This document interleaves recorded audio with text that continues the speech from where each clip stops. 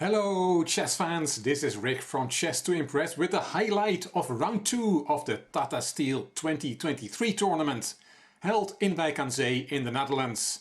By the way, lots of commentators are calling the village Wijk. Just to let you know that Dutch people don't use that name for the village. They use the complete name Wijk aan Zee. Anyway, we're going to look at the game between Anish Giri, the Dutch #1, against Gukesh, the Indian prodigy.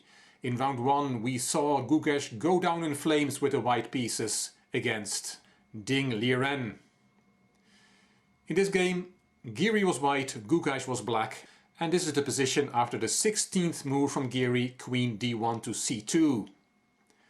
Here Gukesh played Bishop B6 and that's attacking the D-pawn with Bishop and Rook. It's only defended by the Knight. So Rook D1 seems logical, and that's the move that probably you and I would play here to protect that D-pawn a second time. But not Grandmaster Giri. He played Rook F2 E1. And what happens, you might say, if now black takes that pawn for free? Well, then there is Knight E2 G5 and white gets a very strong attack. Let's look at this line. If you take it, Rook takes E6, all very spectacular. F takes and Rook takes. That Rook is protected by the bishop on C4.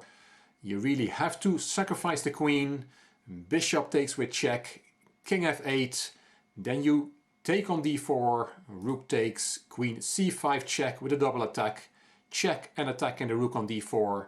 And after King E8, Queen takes D4. The smoke has cleared and this is a winning position for white. This line was shown by Grandmaster Peter Svidler in the Chess24 broadcast. So it's understandable that after Rook F2 E1, which was played after 25 minutes of thought, Gukesh did not dare to take the pawn on D4. After 12 minutes he decided to play King H8 and Peter Svidler said here Gukesh was trying to stop Knight E to G5, but unfortunately it does not stop Knight G5. Giri is now going to sacrifice material for a big attack, as we'll see. He played Knight E2 G5 with an obvious threat. If it was white to play again, it would be checkmate on H7, mate in 1. So Gukesh took. Rook takes E6, similar to the previous line we looked at. F takes and Rook takes. If you now flee with the queen, for example to C7, then there is Knight takes G5. Again with that checkmate threat on H7, and black is not going to survive this. Gukesh recognized that and he quickly gave up on the queen. Bishop takes, and material wise black is doing fine with 2 rooks and a bishop for queen and 2 pawns. But black is not developed. His rook on A8 and his knight on B8 are not playing, and his king is in all sorts of trouble. Bishop takes F3 was played very quickly. It was calculated in advance by Gukesh.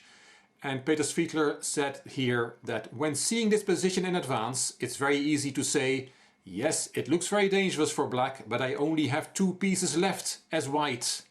My attackers are extremely limited. If you give black one tempo, for example, Knight B8 to C6 to connect his pieces, then there is not going to be a checkmate, said Svidler. Giri bravely went for this, correctly assessing that white's mating attack rages on. He took 28 minutes here and then he came with Queen F5. What is the threat? Well, again there's a checkmate threat. If it was white to play again, we would play Queen H3 check, Bishop H5 only move, and checkmate. Checkmate with the last 2 pieces that white has left. So that is a threat after Queen F5, and that's why Gukesh played Bishop E4, attacking the queen. Queen takes E4, and now black has time for Rook takes D4, because there's not an immediate checkmate. And now black is threatening checkmate on D1. And attacking the queen at the same time, but Giri has Queen F3, saving the queen and covering the checkmating square. This is a very nice game. Also white as a threat. If black is not careful, there will be Queen H5 checkmate. And that's why Gukesh played G4. Queen F8 check. King H7 and Bishop F5 check. King h6 and bishop c2. What a beautiful move. Protecting the d1 square against checkmate. Freeing up the f5 square for white's queen, and look at those pieces on a8 and b8. They are looking on from afar. Gukesh resigned in his position. Again, let's look at what white is threatening. Queen f5 is a very strong move, but queen h8 check is checkmating by force. King g5 only move, queen takes g7 check. If you go to f4, then queen f6 is checkmate. And if you go to h5 instead, then there is queen g6 check, king h4 and also checkmate. Very nice variations. So that is a threat after bishop c2, the last move of the game. If you try something like knight c6, finally developing, well, of course that rook is hanging in the corner, but also you can play queen f5 here, threatening checkmate with queen g6, and there is really not much you can do against this. If you try, for example, rook d6 to cover the g6 square, then there is queen f4 check, winning that rook on d6, and white is totally winning. So after bishop c2, Gukesh resigned. What a tough start for the Indian grandmaster, losing his first 2 games. And nobody wants to start a tournament like that. Very nice win by Anish Giri, sacrificing lots of material for a powerful attack. I hope you enjoyed this highlight of round 2. If you did, please give the video the thumbs up, please subscribe to the Chess to Impress channel, and please leave a comment. I will read them all and I will reply to them all. If you like the video, it would be great if you could share it on social media by clicking the share button on YouTube.